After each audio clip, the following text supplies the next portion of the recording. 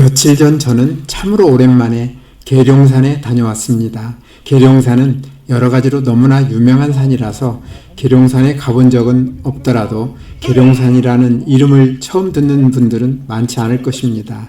이번 영상에서는 다른 산들과 비교할 때 계룡산만이 가지고 있는 좀 색다른 점을 중심으로 계룡산 이야기를 시작하려 합니다. 국립공원은 1872년 미국에서 옐로스톤을 세계 최초 국립공원으로 지정하면서 국립공원 제도가 전 세계로 확산되었다고 하며 우리나라에서는 1967년 공원법이 제정되면서 같은 해 지리산이 처음으로 국립공원으로 지정받은 데 이어 1968년 계룡산이 두 번째로 지정을 받아 지리산 다음으로 오랜 역사를 가지고 있습니다. 국립공원 산들이 대체로 1000m 이상 되는 비교적 높은 산들이 많은데 계룡산은 천왕봉의 높이가 845m로 1000m가 채 안 되는 5개의 낮은 산들 가운데 하나입니다. 2024년 방문객 수 기준으로 계룡산은 232만 명으로 북한산과 지리산, 무등산에 이어 네 번째로 많았습니다. 7시에 사당역을 떠나 7시 10분에 양재역을 들른 계룡산행 안내산악회 버스를 타기 위해 저는 7시 25분에 맞춰 전철을 타고 축전 정류장으로 이동했습니다. 서둘러 아침을 가볍게 먹고 밖에 나가니 이른 아침이라 길거리는 사람이 거의 없어 조용했습니다. 조금 쌀쌀한 날씨에 익숙해진 길을 열심히 걸어 6시 41분에 복정역에서 수인분당선 지하철을 탔습니다. 꽤 이른 시간인데도 지하철에는 적지 않은 사람들이 타고 있었습니다. 이렇게 일찍부터 어딘가로 일하러 가는 사람들이 적지 않구나 하는 생각을 했습니다. 죽전역에서 내린 저는 죽전 정류장으로 가서 산악회 버스에 탔습니다. 저는 일회에 살기 때문에 사당역이나 양재역으로 가는 것보다는 죽전 정류장에서 타는 것이 훨씬 편리하고 시간 여유도 있는데 안내산악회 버스를 이용하시는 분들은 참고하시면 좋겠습니다. 버스는 2시간을 달려 9시 24분 동학사 주차장에 도착했습니다. 산악대장의 지휘에 따라 잠시 몸을 풀고 산행길에 올랐는데 이번 산행에는 사당역과 양재역에서 타고 온 7 친구들이 함께 했습니다. 계룡산 등산과 관련해서는 미리 말씀드릴 것이 있습니다.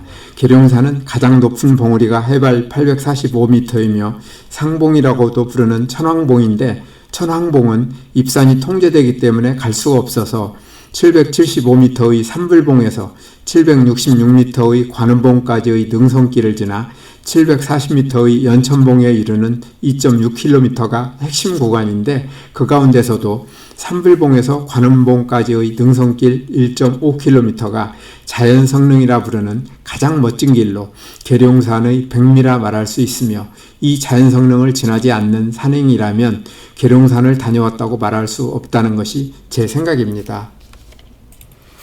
이러한 이유로 계룡산 등산 코스는 자연성릉을 지나도록 설계하는 것이 기본인데 다만 이 구간은 길이 험하며 통과하는 데 시간도 많이 걸리기 때문에 가벼운 산행을 원하는 사람들을 위해 이 구간을 지나지 않는 짧은 코스도 개발되어 있습니다. 계룡산 등산 코스는 출발지를 기준으로 계룡산의 북서쪽인 공주시의 갑사와 계룡산의 남동쪽인 대전광역시 쪽 동학사, 계룡산의 남서쪽인 신원사가 가장 많이 이용되고 있으며 이 밖에 계룡산의 동쪽에서 출발하는 코스도 있는데 이번 안내산악회 코스는 동학사 입구에서 출발하여 자연성릉을 지나 갑사로 내려가도록 예정되어 있었습니다. 서론이 길어졌네요. 동학사 주차장에서 조금 올라가니 갈림길이 나왔습니다. 왼쪽은 동학사로 가는 길이고 오른쪽은 문골 삼거리와 큰 배제를 거쳐 남매탑으로 올라가는 길인데 우리는 오른쪽 길로 올라갔습니다. 처음 출발은 경사가 완만한 편안한 길로 시작되었습니다. 나뭇잎은 거의 떨어져 길에는 낙엽이 쌓여 있어서 낙엽을 밟으며 올라갔습니다. 계룡산은 면적이 64.2제곱킬로미터로 18개 산악형 국립공원 가운데 월출산 다음으로 작습니다. 충청남도 공주시와 계룡시, 논산시, 그리고 대전광역시 유성구에 걸쳐 있는데 면적으로는 65%가 공주시에 속합니다. 민족문화대백과사전에 따르면 계룡산이라는 이름은 한자로 닭개자와 용용자를 쓰는데 주봉인 천왕봉에서 연천봉, 삼불봉으로 이어지는 능선이 마치 닭벼슬을 쓴 용의 모양과 닮았다고 하여 붙여졌다고 합니다. 눈이 쌓이지 않은 겨울산을 걸으면 포근한 느낌을 주기도 합니다. 생명이 힘차게 솟아오르던 봄과 숲을 푸르름으로 살찌우던 여름을 지나 온 산을 예쁘게 물들이던 가을이 가고 앙상한 가지만 남은 지금과 같은 겨울이 오면 산은 편안한 휴식으로 접어드는데 이럴 때 산을 찾으면 산은 찾는 이들에게도 편안함으로 품어주는 것 같습니다. 문골 삼거리를 지나 큰 배제를 거쳐 남매탑으로 가는 길은 경사가 급하지도 않고 길이 험하지도 않아서 마음 편하게 올라갈 수 있었습니다. 주차장을 떠난 지 1시간 15분 뒤 우리 일행은 남매탑에 도착했습니다. 이곳 청량사터에 남아있는 온의 탑 또는 남매탑이라 불리는 두 개의 탑에는 다음과 같은 전설이 전해진다고 합니다. 신라가 망할 무렵 당나라 승려 상원대사가 어려움에 처한 호랑이를 구해주었고 호랑이가 상원대사 앞에 여자 한 명을 물어다 두고 가버리자 상원대사는 호랑이에게 화를 입은 여자를 구해주고 불법으로 그녀를 감화하여 남매의 연을 맺고 불도에 함께 힘쓰게 되었으며 나중에 이들이 세상을 떠나자 이들을 기리는 사리탑인 남매탑이 세워졌다고 합니다. 보물로 지정되어 있는 두 개의 탑 가운데 7층 석탑은 신락의 양식이 섞여 있고 미륵사지 석탑에서 나타나는 백제계 양식도 보인다는데 나란히 있는 5층 석탑은 고려 중기에 만들어진 것으로 확인되었으나 건축 양식은 목조 건축과 같이 여러 개의 돌을 이용하여 탑을 만드는 백제의 양식을 따르고 있다고 합니다. 이는 9세기 이후 이 지역에 불교가 자리 잡을 때 백제의 옛 땅이자 후백제의 영향을 받고 있었던 공주의 문화적 특징이 반영되었기 때문인 것으로 보인다고 설명하고 있습니다. 온의 탑을 지나 우리는 삼불봉을 향해 출발했습니다. 거리는 500m에 지나지 않지만 높이로는 170m를 올라가야 하기 때문에 경사는 설악산의 오색에서 대청봉 올라가는 길보다 훨씬 가파릅니다. 중간에 삼불봉 고개를 지나게 되는데 이곳에서는 길이 험한 자연성능 능선으로 가지 않고 오른쪽으로 갈라지는 길을 따라가면 금잔디 고개를 거쳐 바로 갑사로 내려갈 수 있어서 시간이 충분하지 않거나 위험한 길을 피하고 싶은 사람들은 이곳에서 쉬운 길을 선택할 수 있는데 많은 사람들이 쉬운 길을 선택합니다. 삼불봉 고개를 지나 가파른 오르막길을 조금 더 올라가니 철계단이 우리를 기다리고 있었는데 이 계단은 오르막 경사가 매우 심해서 다리가 후들거릴 만큼 긴장시킵니다. 이 계단이 없던 시절에는 정말 힘들었겠구나 생각하며 감사하는 마음으로 올라갔더니 멋진 경치가 우리를 반겨주었습니다. 삼불봉은 세 개의 부처를 닮은 형상을 하고 있다 하여 붙여진 이름이라 하는데 봉우리 정상에서는 이 모습을 볼 수 없지만 자연 성능을 따라가다 뒤를 돌아다 보면 왜 삼불봉이라는 이름으로 부르게 되었는지를 실감할 수 있습니다. 정상 부분은 그리 넓지 않은 울퉁불퉁한 돌들로 되어 있어서 쉬기에 넉넉한 공간은 아니지만 가파른 오르막길을 올라온 뒤라서 적당히 쉬면서 표지석을 배경으로 사진을 찍는 재미가 있는데 삼불봉의 백미는 주변에 펼쳐진 멋진 전망입니다. 해발 775m의 삼불봉은 계룡산에서 가장 높은 845m의 천왕봉과 831m의 쌀개봉보다는 낮지만 삼불봉에서 관음봉에 이르는 자연 성능에서는 가장 높은 봉우리로 이곳에 서면 천왕봉부터 쌀개봉, 관음봉, 문필봉, 연천봉에 이르는 능선이 한눈에 들어올 뿐만 아니라 동학사를 품고 있는 동학계곡과 갑사에서 위로 이어지는 갑사계곡이 내려다 보이는 멋진 전망을 즐길 수 있습니다. 삼불봉에서 멋진 경치를 즐기며 사진도 찍고 준비해온 간식도 먹으며 10여 분 동안 휴식을 취한 우리는 계룡산에서 여러 면에서 가장 멋진 자연성능 능선을 따라 발길을 옮겼는데 시작은 내리막 철계단이었습니다. 뉴스서치에 따르면 자연 성능은 마치 산의 능선 모습이 성벽 모양과 흡사하다고 해서 한자로 성성자와 큰 언덕 능자를 써서 부른 것이라고 하는데, 지형으로 보면 이 능선은 775m의 산불봉에서 오르막 내리막을 되풀이하며 690m까지 조금씩 내려갔다가 마지막에 766m의 관음봉까지 가파르게 올라가는 모양새를 보여줍니다.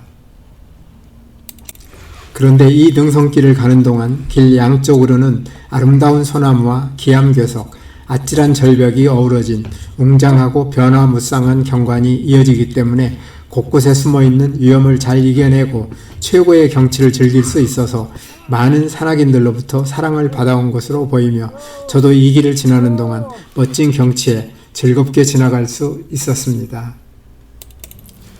멋진 경치 가운데 빼놓을 수 없는 것이 조금 떨어져서 세 개의 돌부처처럼 보이는 산불봉을 보는 것과 중간중간에 천왕봉에서 쌀개봉을 지나 관음봉, 문필봉, 연천봉으로 이어지는 계룡산 서쪽 등선을 바라보는 것이었고, 북서쪽으로 멀리 보이는 넓은 들을 내려다보는 것도 보기 좋았습니다.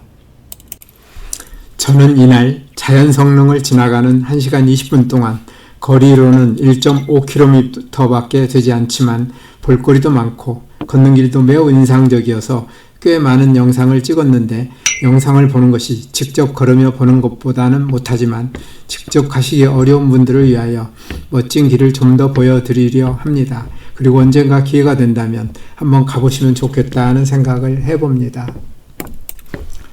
계룡산에 대해 이야기하자면 빼놓을 수 없는 것이 계룡산과 관련된 역사입니다. 민족문화대백과사전에 따르면 조선조 초기에 태조 이성계가 계룡산 아래 신도안의 도읍을 정하려고 이 지역을 답사하였을 당시 동행한 무학대사가 산의 형국이 금계 포란형, 곧 금닭이 알을 품고 있는 듯한 풍수 형국으로 아늑하고 편안하며 자손의 번영을 가져오는 명당이고, 비룡 승천형, 곧 용이 하늘로 날아오르는 형상이라 일컬었다 하며, 여기서 두 주체인 개와 용을 따서 계룡산이라 부르게 되었다고 합니다. 조선 태조는 이곳으로 천도하기 위해서 궁궐을 짓는 공사를 시작하였으나 세금으로 거둔 곡물을 배로 운반하는 조운의 불편 등으로 왕도로 적합하지 않다는 결론에 따라 중단하였다고 합니다. 계룡산을 이야기함에 있어 정감록을 이야기하지 않을 수 없습니다. 정감록에는 한양에 도읍한 2조 500년이 지나면 계룡산에 도읍한 정취왕조 800년의 시대가 온다는 이야기가 있는데, 이러한 영향 때문인지 민족 항일기 말기에 들어서는 토속신앙을 비롯하여 각종 신흥 종교와 유사 종교가 계룡산 신도안을 중심으로 크게 일어나게 되어 오늘에 이르게 되었습니다. 마지막에 766m 높이의 관음봉까지 가파르게 올라가는 길은 보기만 해도 아찔아찔한데, 다행히 올라가야 할 높이가 100m가 채 안 되어 큰 어려움 없이 관음봉에 올라갈 수 있었습니다. 올라가는 길에도 앞으로 보이는 천왕봉에서 연천봉에 이르는 능선은 멋진 모습을 보여주었는데, 하늘이 맑지 않아 선명하지 못한 것은 아쉬웠습니다. 오후 1시가 가까워졌을 때 우리는 자연성능의 끝인 766m 관음봉에 도착했습니다. 관음봉은 정상 부분의 화강암이 풍화와 침식이 진행되는 과정에서 풍화에 강한 경암부만이 노출되어 나타난 소규모의 원추형 암봉이 만들어졌다고 하는데, 그 모습이 후덕하고 자비로운 관세음 보살님 같다 하여 관음봉이라고 부른다고 합니다. 관음봉에서는 천왕봉을 비롯한 봉우리들을 포함하여 주변 경치를 빙 둘러보고 바로 1.1km 떨어져 있는 마지막 봉우리인 740m 연천봉으로 걸음을 옮겼습니다. 연천봉 고개에서 조금 더 올라가니 낯익은 연천봉이 눈에 들어왔습니다. 계룡산 국립공원 사무소에서 만든 안내판에는 봉우리가 하늘에 이어진 모습 같다 하여 연천봉이라 부른다고 소개하고 있는데, 이곳에 서면 천왕봉에서 쌀개봉을 지나 관음봉 쪽으로 이어지는 능선이 손에 잡힐 듯 다가오고, 다른 방향으로도 넓게 펼쳐져 있는 주변의 멋진 경치를 둘러볼 수 있는데, 이곳에는 꽤 넓은 공간이 마련되어 있어 여유롭게 주변을 둘러보며 쉴 수 있었습니다. 저에게는 연천봉과 오랜 인연이 하나 있습니다. 저는 지난 1976년 12월부터 2달 동안 갑사 가까이에 있는 한 집에서 민박하면서 공부한다며 머무른 적이 있으며, 그때 아침에 일찍 일어나던 저는 산에 다녀와서 아침 식사를 하곤 했는데 가장 많이 다녀온 산 가운데 하나가 바로 연천봉이었습니다. 오랜 시간이 지났지만 그때가 생각나서 연천봉에 오를 때 마음이 울컥했습니다. 연천봉을 뒤로 하고 우리는 내리막길에 들어섰습니다. 연천봉 고개에서 갑사까지 2km는 내리막 경사가 매우 심한데 특히 초반에는 그 경사가 엄청납니다. 다행스러운 것은 바위 위로 나 있는 위험한 길은 아니고 낙엽이 쌓여 있는 흙길이나 돌길이라서 옛날을 생각하며 조심해서 내려왔습니다. 산에서 내려와서는 갑사에 잠깐 들렀습니다. 민족문화대백과사전에는 갑사는 화엄종 10대 사찰의 하나로 420년 고구려의 승려 아도가 창건했으며 정유재란 때 전소되었다가 1604년 인호가 중창하여 오늘에 이르고 있다고 소개하고 있습니다.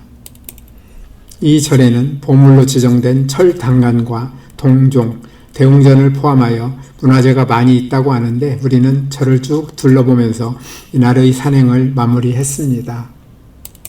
우리에게 최고의 기쁨을 주시려고 아름다운 계룡산을 만들어주신 분에게 제가 드릴 수 있는 최고의 감사를 드리며 영상을 마칩니다. 오늘도 끝까지 영상을 시청해 주셔서 대단히 감사합니다. 다음에 더 멋진 영상으로 찾아뵙겠습니다.